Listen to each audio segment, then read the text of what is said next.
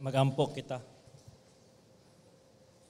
Daghang salamat, Lord, sa imuhang dakong gugma, kaluoy, grasya nga ang imong gibubo kanamo diha kang Ginoong Hesus. Daghang salamat kay diha kang Ginoong Hesus, aduna kami kalipay sa pagdaig kanimo. Tungod kay kami nahimo ng gawas nun diha kang Ginoong Hesus. Ginoo, karong takna kami nangamuyo kanimo nga ikaw magapanglihok kanamo nga ang imuhang pulong mutusok sa matag usa ka kasing-kasing ug mubunga o kabag-uhan nga matag usa Ginoo masangkap malig-on sa pagtuo. Ikaw Ginoo ang mahimaya sa ngalan ni Jesus. Amen.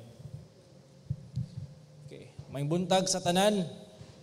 Kumusta ang inyong long weekend? So nak-uban no tingali murag napasa nabitin sa bakasyon pro back to reality na ta karon. Okay, so ang ato ang teksto makita no sa Roma kapitulo 3 bersikulo 19 paingon sa 26. Ingon ang pulong sa Ginoo, karon nahibalo kita nga bisan unsay gisulti sa balaod kini gisulti ngadto kanila nga nailalom sa balaod aron ang matag baba matakom ug aron ang tibuok kalibutan mailalom sa paghukom sa Dios. Kaysa atubangan sa Dios walay tawo nga mamatud ang matarong pinaagi sa pagtuman sa balaod. Kay pinaagi sa balaod miabot ang pagkahibalo mahitungod sa sala. Apan karon ang pagkamatarong sa Dios gipadayag nga dili pinaagi sa balaod o gipamatud-an kini sa balaod ug sa mga propeta. Ang pagkamatarong sa Dios pinaagi sa pagtuo kang Hesus Kristo alang sa tanan nga nagtuo walay kalainan. Nakasala ang tanan ug nawad-an sa himaya sa Dios. Sila gihimong matarong sa iyang grasya ingon nga gasa pinaagi sa pagtubos diha kang Kristo Hesus. Nga gitanyag sa Dios ingon nga halad aron mapasaylo ang sala pinaagi sa iyang dugo. Halad nga dawaton pinaagi sa pagtuo. Kini maoy pagpakita sa pagkamatarong sa Dios kay tungod sa pagkaminantuson sa Dios gisayloan niya ang kasalanan nga nahimo kaniadto. Apan karon gitagad na niya ang mga sala sa mga tao aron pagpakita nga siya matarong og himuon niyang matarong ang tanan nga motuo kang Hesus. Mao kani ang pulong sa Dios.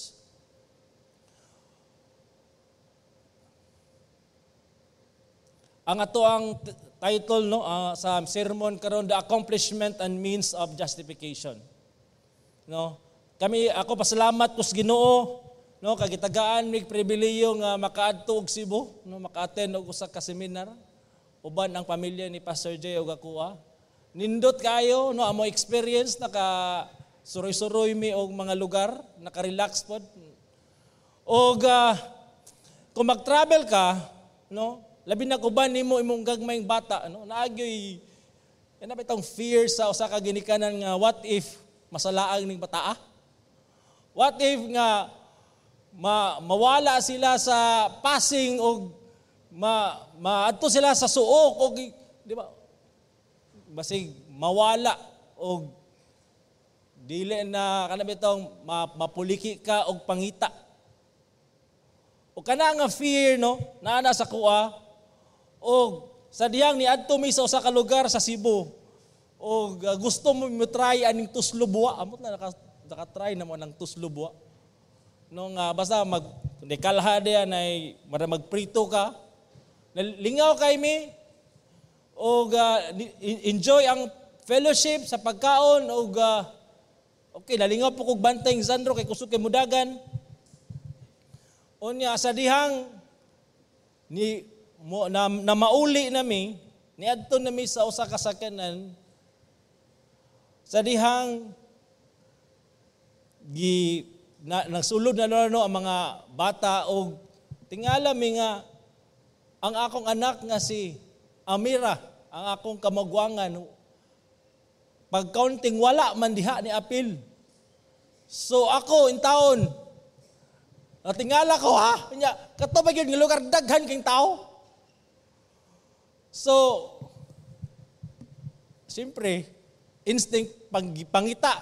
Gitabangan kong pastor niya, gipangita na mo si Mermer. O suroy na mo ang lugar, o nakita na mo siya, o namunit o kining ginatawag nga shell. O tuod man, no, nakita na ako ang kamagwangan nga anak, o salamat sa Ginoo.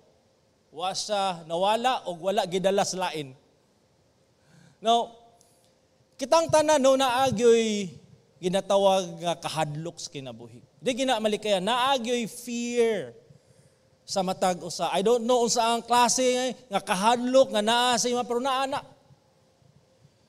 Pero usag yun sa pinaka ultimate nga fear sa tao kanato nung nga mga mortal nga mabot ang adlaw nga kitang tanan muatubang gayud sa Dios. Kitang tanan i-account sa Ginoo ang tanan natong gihimo. Nga kita iyang pagahukman ba? Kana nga klase no nga picture ba nga padayag kanunay sa balaang kasulatan nga ang tao mamatay makausa. No? Ang uban kanato nangadtog sementeryo kay di ba? Nahinuman nato to mga tao nga atong minahas sa kinabuhi nga nipanam na. O kita na gunahuna nga rest in peace na sila. But ang kamatayon, pisikal nga kamatayon, dili pa na mao ang katapusan, mga tubang pa sila sa balaan o matarong nga Dios. O kung ang ilang sala, wala na deal, they would pay the penalty of their sin. So karong taknaa, no? Ako nang hinaot nga ato ning dawaton nga mensahe o aron bitaw mawala ni nga klase nga kahadlok nga sa ato ang pag-atubang sa Dios. Nga naa na di ay gibuhat ang Dios. Nga aron kining ato ang kikahadlukan nga tungod kay kita makasasala man na ay grasya nga iyahang gipakita. Now, ang main idea karon justification or ang pagkamatarong is by grace alone, faith alone, in Christ alone. Muni atong balik-balikon kanunay ug muni sa dapat ang atong tindugan sa kanunay hantod sa atong katapusang gininhawa.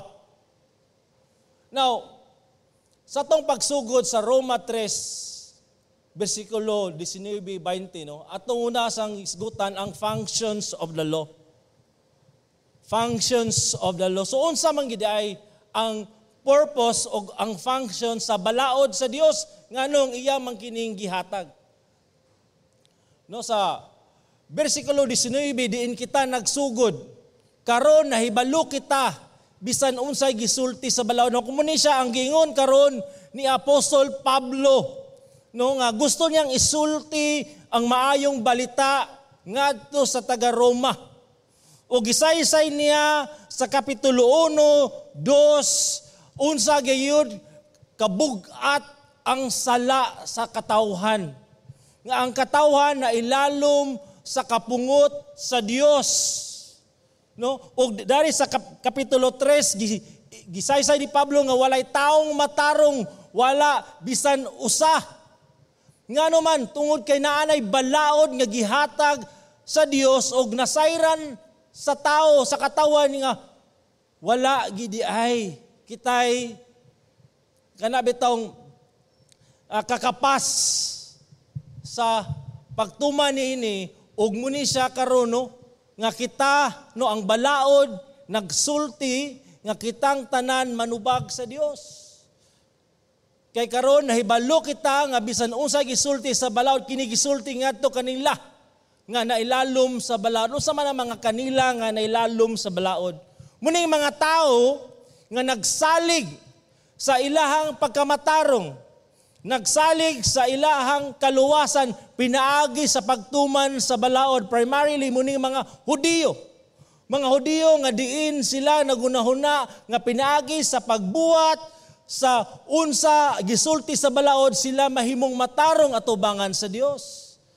Apan gisulti ni Pablo, gisulti sa Ginoo nga wala kanay kana bitong silbi kay sila manubag. Walay ginatawag nga wala sila'y rason nga ilahang maskapon nila kining realidad nga kining balaod dili di ay makatangtang sa ilang sala.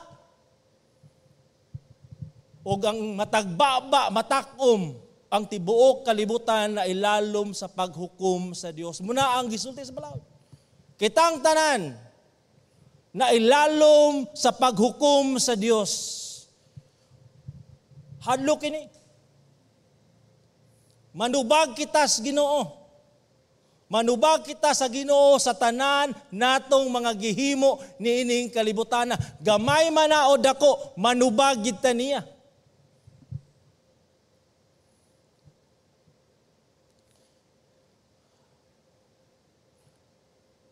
Ikadua, ang balaod ng mantala nga wala kitay gahum sa pagluwas sa atong kagalingon.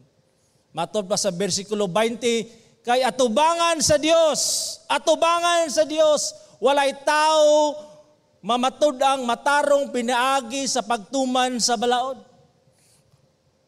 Walay tao nga mapamatud ang matarong pinaagi sa pagtuman sa balaod, subot pasabot ani nga gipadayag sa balaod nga wa gid tay gahom sa pagluwas sa atong kagalingon.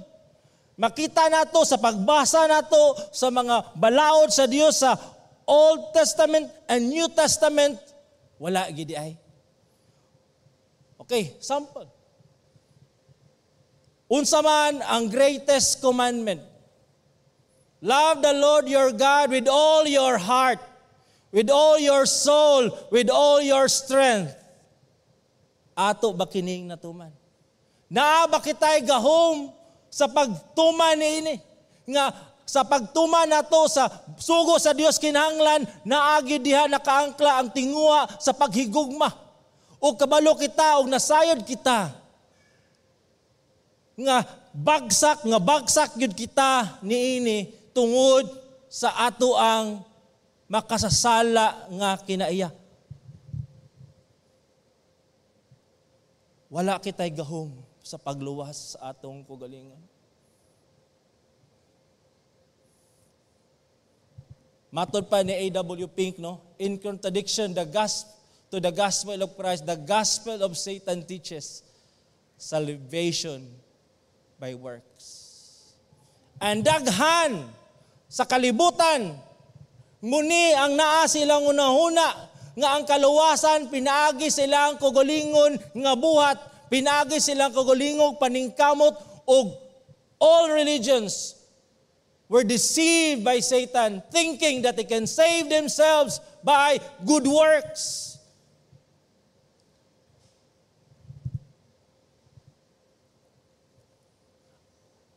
Usa sa mga religion nga nagpractice ani no, matod pa no na ginatawag nga treasury of merit. Unsa man ning treasury of merit?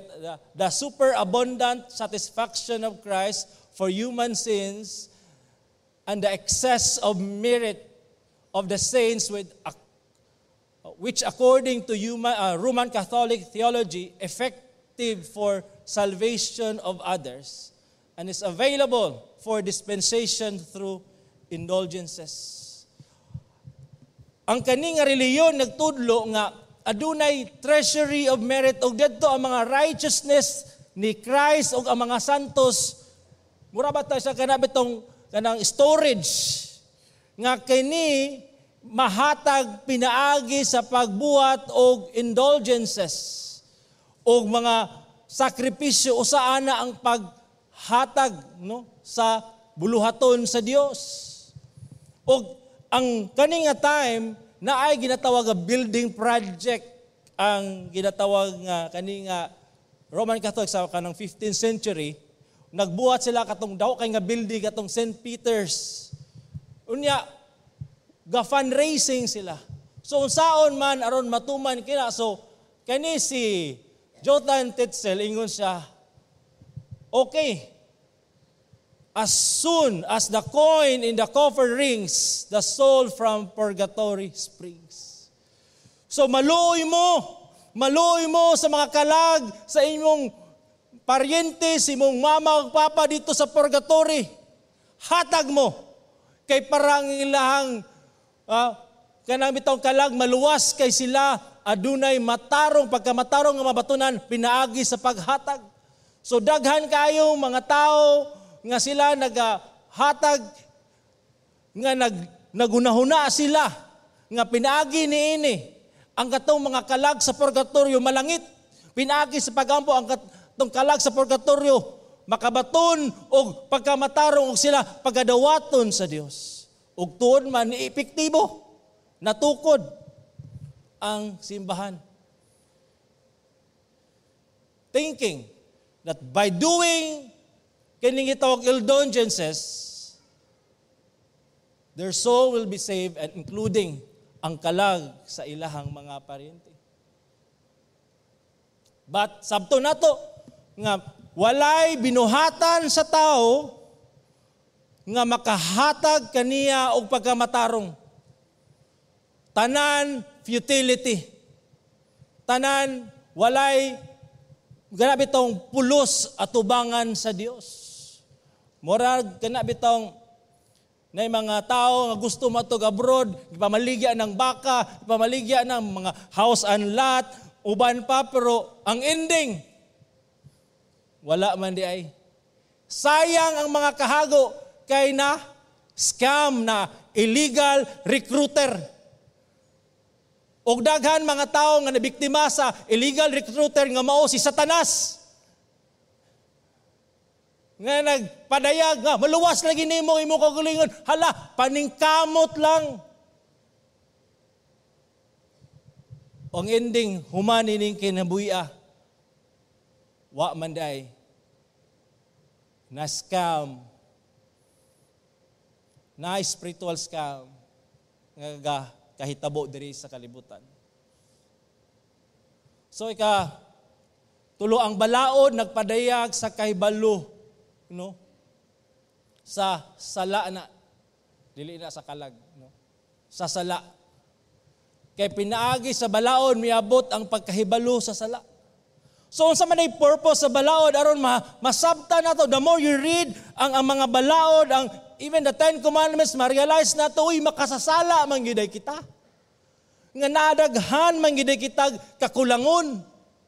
Muna ang purpose sa balaod ug ma-realize nato nga di giday nato maluwas ang atong kaugalingon og moadto ta sa person nga able to save us, and that is the Lord Jesus Christ.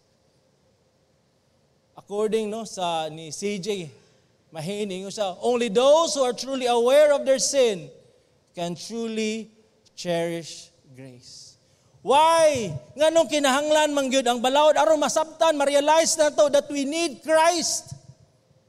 Muna nga atong ginatudlo ang balaod sa Dios sa atong mga anak.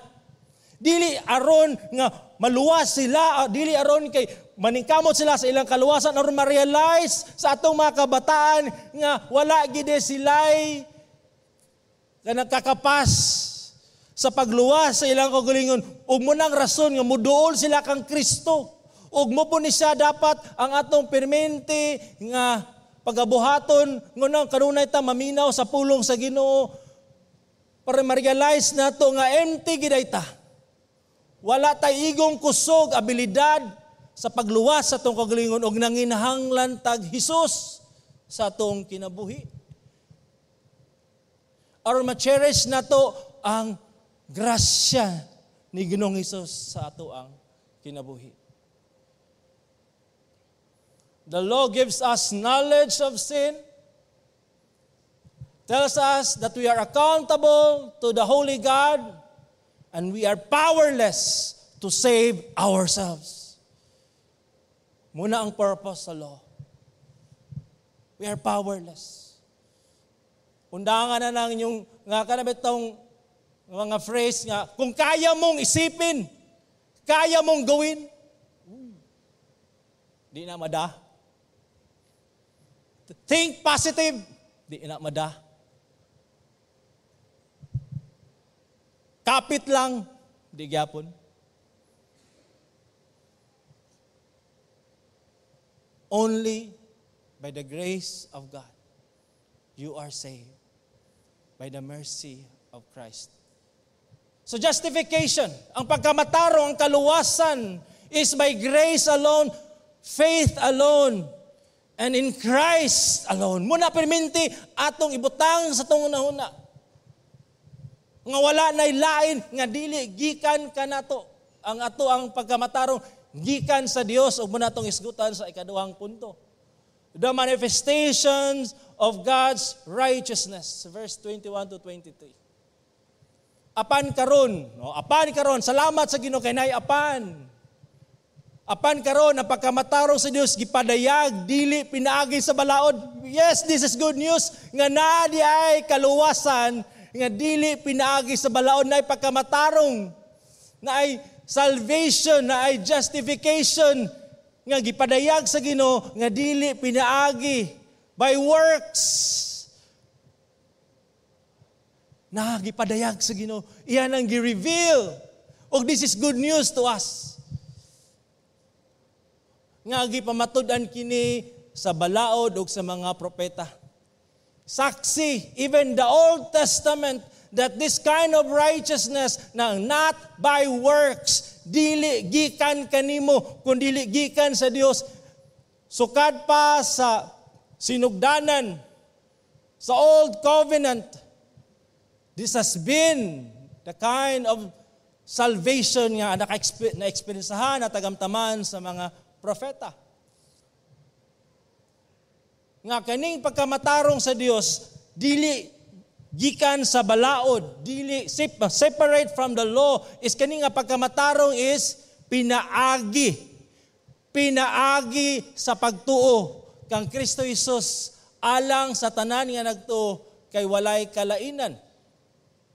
So unsa man ni nga klase no kani sa sample lang nga kani nga klase nga pagkamatarong has been testified by prophets. Sa Isaiah palang daan 53:11. Out of the anguish of his soul, no muna siya ang suffering servant, prophecy ni about Christ. Out of the anguish of his soul, he shall see and be satisfied. By his knowledge shall be the righteous one, my servant, make many to be accounted righteous. He shall bear their iniquities. Muna ang prophecy. Muna siya ang gisaksihan sa mga propeta, mahitungod aning pagkamatarong that is to be received by faith. Nga ang tao nga mutuo niining servant nga ipadala sa Ginoo mahimong matarong. Kay kaning servant nga gipadala sa Ginoo mupas-an sa ilang mga kasalanan. Na ay panagkambyo nga ang iyang pagkamatarong ihatag niya atong nagtuo o katong sala sa nagtuo iyang pasanon o siya mo'y muangkon sa silot. Kana dili na pinaagi sa pagtuman sa balaod, kundi dili pinaagi ra gid na siya sa pagtuo. Muna siya dapat ang atong butang sa atong una-una. O hinaot ko nga muni siya nga mensahe kanunay nga atong isulti sa atong mga anak aron sila adunay gipaglaom sa magkinabuhi nining kalibutan.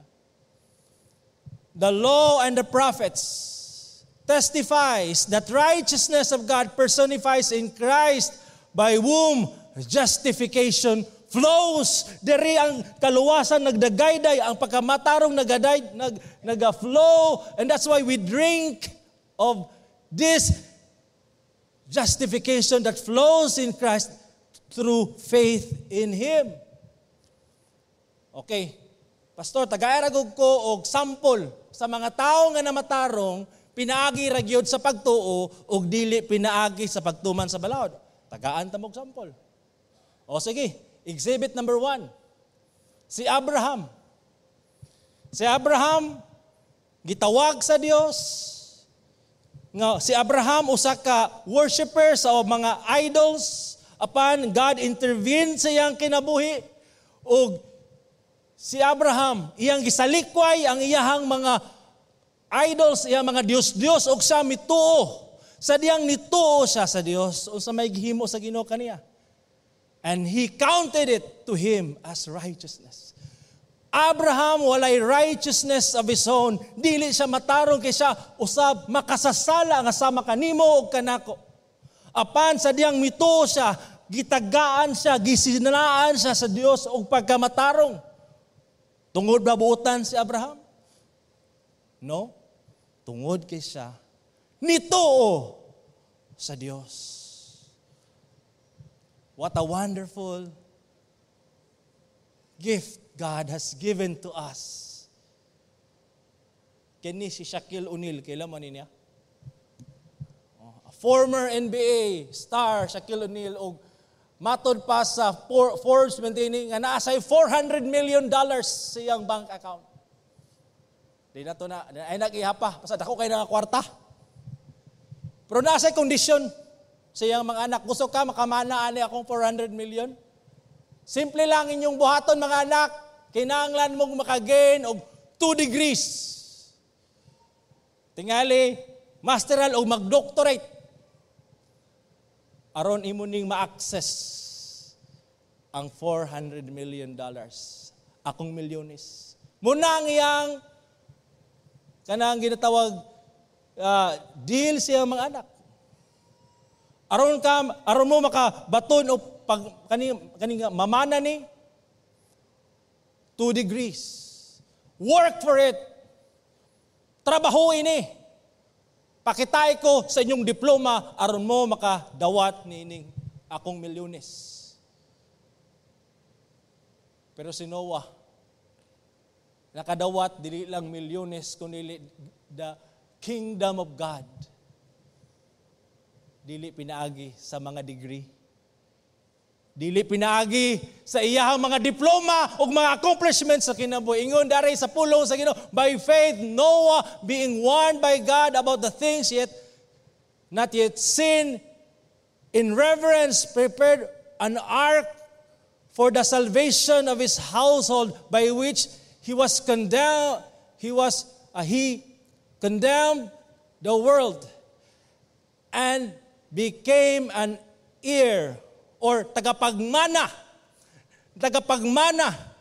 sa righteousness sa Ginoo. Pinagi ba kay nagbuhat siya og arka? No, because according of his faith, trust in the Lord Jesus Christ. Muni siya dapat ang atoang kalipay nga na mana nato. Ang pinakadako nga gasa sa Dios ang iyang pagkamatarong. Not because we are good boy or good girl, but because we trust in the Lord Jesus Christ. God will give you His righteousness that is to be received by faith alone. Pero matod pa ni Charles Spurgeon, the greatest enemy to human souls is the self-righteous spirit which makes men look to themselves for salvation. Klaro na, gihatag na sa Dios, na may providence sa Ginoo, that through the Lord Jesus Christ, you will be saved and you will become righteous, but man, because of his hard heart, tig-ang nga kasing-kasing, magdumili ug magsaligayod siyang kagulingon, aron siya maluwas. 50-50. Na iban 50-50. Jesus 50 imo, 50 ako para 100 tanan. Gusto gid sila og nasa like contribution for their salvation, for their justification, but salvation is accomplished by Christ and Christ alone. Muna siya dapat atong butang sa tong unahuna. Nga dili gikan kanimo si mong paningkamot nga ikaw mamatarong. Kundi kini hinatag sa Dios kanimo ug imo ning madawat pinaagi sa pagtuo. So what did Christ do to accomplish justification for His people? Sabto na to, aron kay matod pa sa verse 23, nakasala ang tanan o nawad-an sa himaya sa Dios. Muna ang tanan, maabot dapat silang una-una nga nanginahanglan silang Jesus kay sila makasasala, kay kita makasasala o kita manubag sa Dios, and this realization will cause us to trust in Christ. Ug unsa man ang gibuhat ni Jesus aron ma-ensure, aron masiguro niya nga kadtong mutuo kaniya maluwas gayud.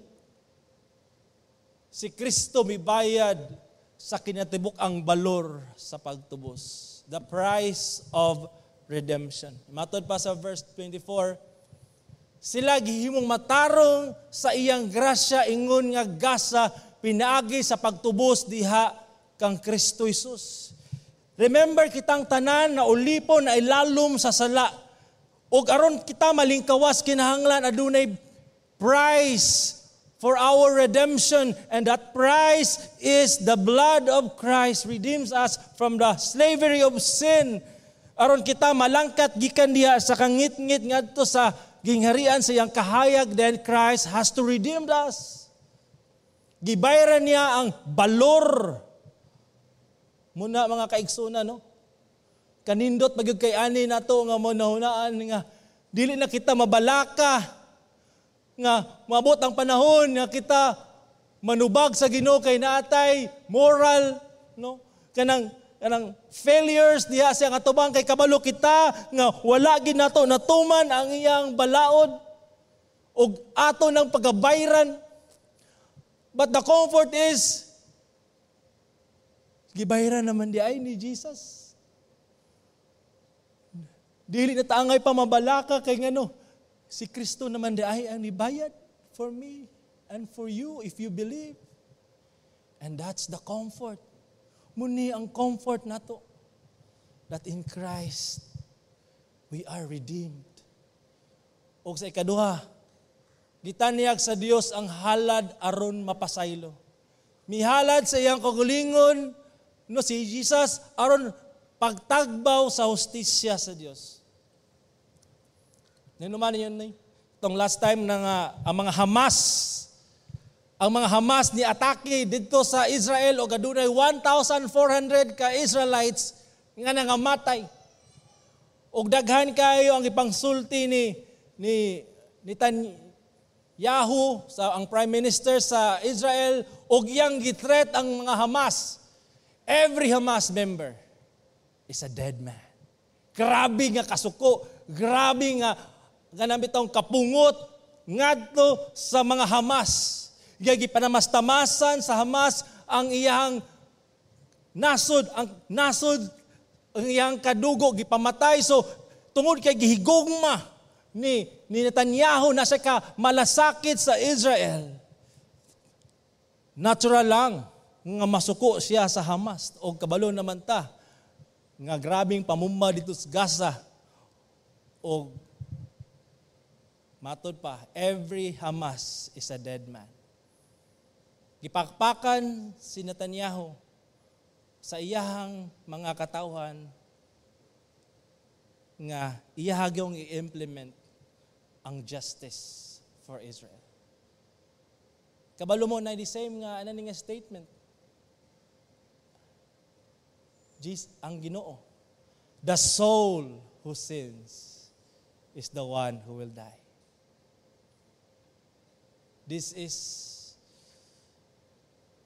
an act of God's wrath upon those who sin against him. Katong nagtamas-tamas sa iyahang pagkabalaan, sa iyang pagkamatarong, katong mga rebelde, katong mga nakasala, mamatay gayod. O kabalo kita, nga kita ni, mas kahadlukan nato ni nga statement sa Ginoo kaysa katong statement ni Netanyahu. Kay ang statement ni Netanyahu, tama na to siya sa physical nga kamatayon, but kini, this is eternal death. Eternal death. And every soul who sins shall die, and we are doomed. There is the kind of wrath that can be satisfied by the one that God has sent, Jesus Christ. And that's why kaning word nga propitiation, kay wala di man sa Bisaya, kaning word nga propitiation, ang pasabot ani is wrath removing sacrifice, matod pa ni Simon.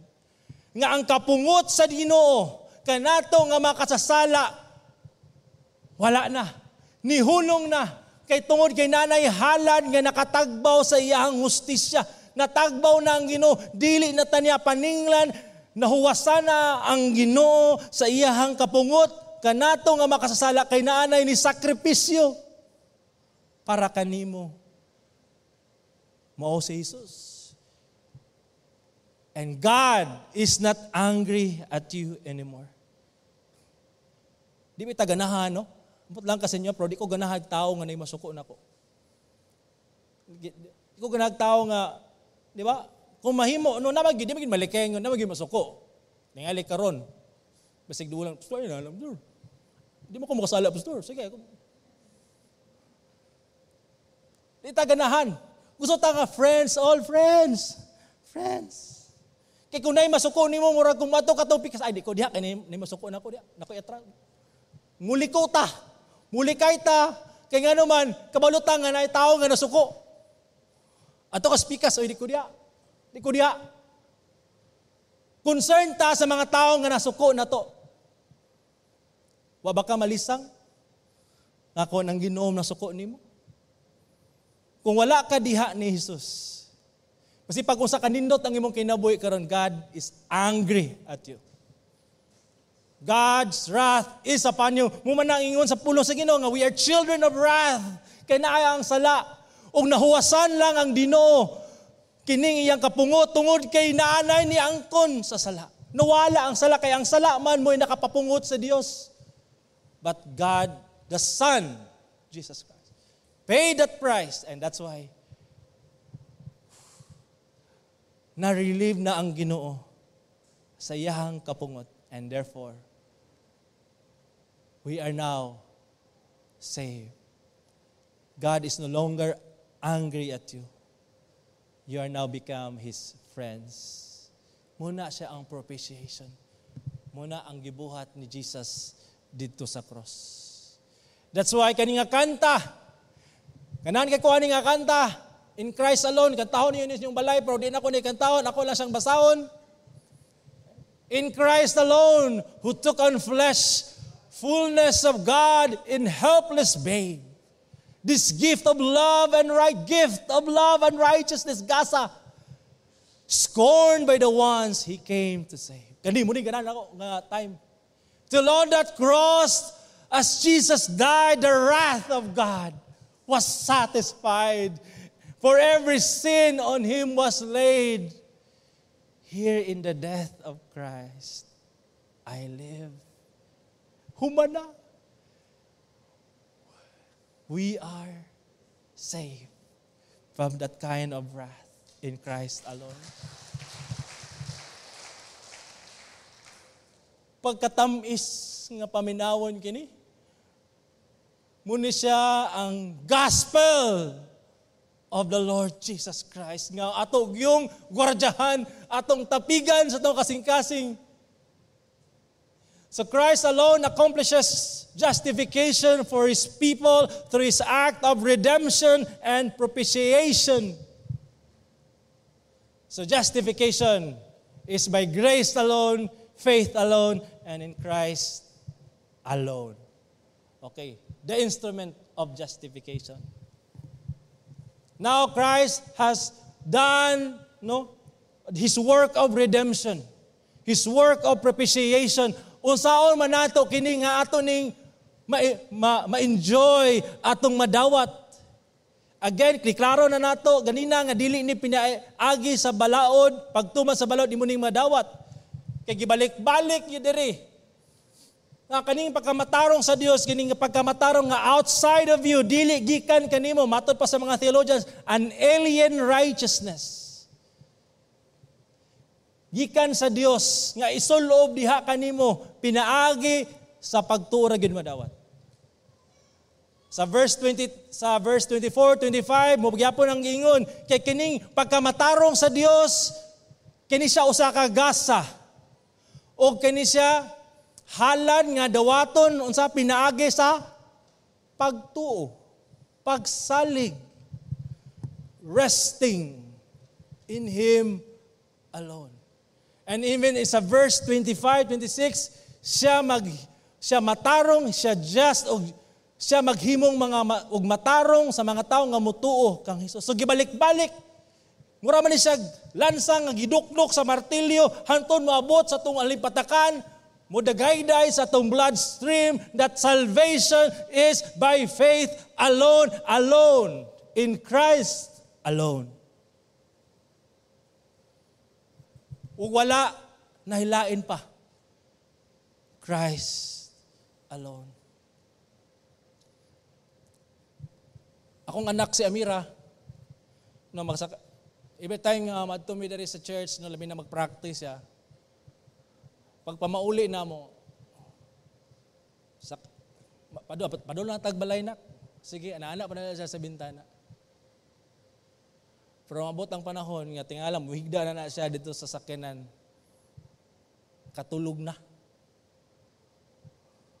O sa diyang nakatulog siya, kay naingon man ko nga adto tagbalay. Abi niyag napasya sa sakyanan, pagkatulog niya ako siyang gipasan.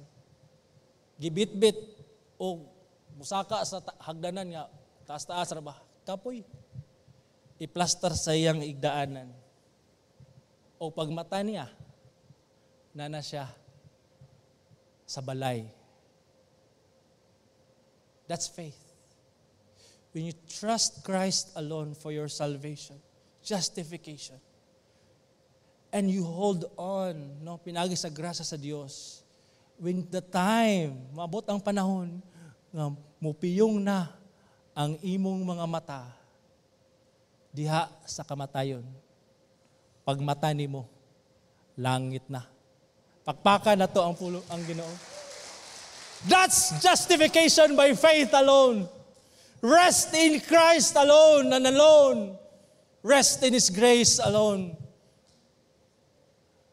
But matod pa G.I. Packer, truth is that we are saved by faith alone. The faith that justifies us is never alone. It always produces fruit, good works, and transform life. Mumani siya ang bunga. Muni ang bunga sa justification by faith alone. Transform life. Bag-uhon tas Ginoo. Ug diha nato makita nga tinuod gyud ay nga ako na luwas na kay bag-o naman dayug ko. Nakita na ang kabaguhan.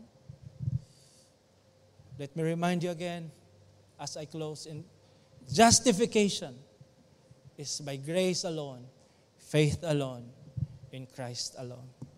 Let us pray. Daghang salamat Ginoo nini nga kamatuoran nga mong na dungog karon Lord. Salamat kay Lord kay naay Kristo nga imong gipadala kanamo nga makasasala. Og diha kang Hesus kami naluwas, nakabaton o kinabuhing walay katapusan. Lord, akong pag-ampo sa mga tao, Lord, na nadirhingawa pa, diha kanimo. Nga sila usab mo salig kang Ginoong Hesus. Ug mutugyan sa ilang kinabuhi kaniya, alang sa kaluwasan sa ilang mga kalag. Ug kanamo Ginoo nga nakadawat, pinagay sa pagtuo, Lord, dasiga kami kanunay.